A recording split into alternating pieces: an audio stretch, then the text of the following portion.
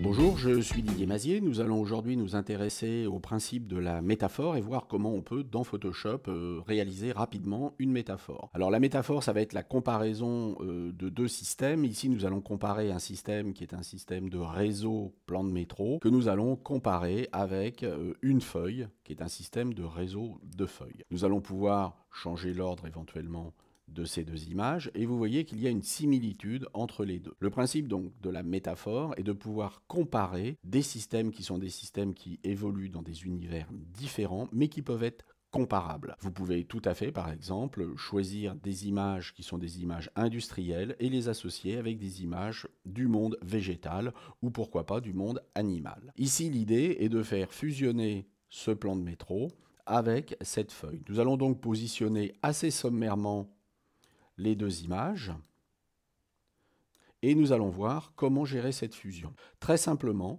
nous allons gérer pour chacun de ces deux calques un masque. En cliquant ici, nous allons créer un masque. En cliquant ici, nous allons créer un masque. Il faut que ce masque au départ soit blanc. Donc lorsque vous le faites, faites bien attention à avoir ici vos deux pastilles calées sur la valeur par défaut. Si ce n'est pas le cas, vous allez cliquer ici de manière à revenir aux valeurs par défaut. Vous pouvez également appuyer sur la touche D. Une fois que vos masques ont été créés, eh bien, nous allons procéder par un dégradé que nous allons tracer sur le masque. Attention, nous ne traçons pas le dégradé sur l'image, mais bien sur le masque. Nous allons choisir un dégradé qui va du noir au blanc, et nous allons ici faire apparaître progressivement la feuille. Là où c'est noir, c'est-à-dire au premier clic, on ne verra pas la feuille, et lorsque nous relâcherons ici la souris, eh bien nous serons au blanc, et là, on verra la feuille dans sa totalité. Entre ces deux valeurs, ici et là, la feuille apparaîtra progressivement. Attention, vous avez une ligne. Si vous démarrez à gauche de la ligne, eh bien on verra la ligne, quelle que soit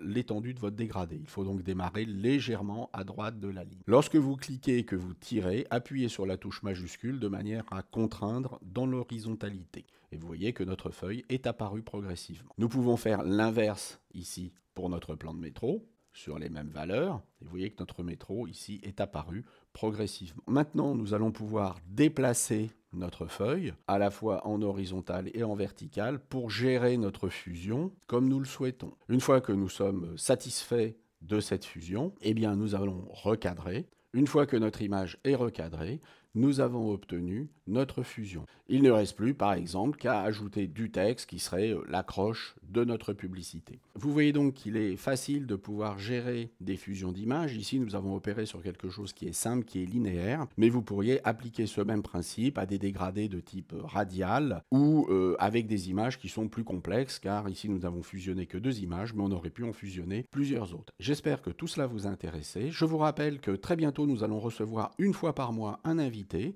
qui viendra partager avec nous sa pratique d'un métier dans le domaine du digital et également des astuces qui pourront être profitables à tous. Et je vous dis à tous, à très bientôt. Au revoir.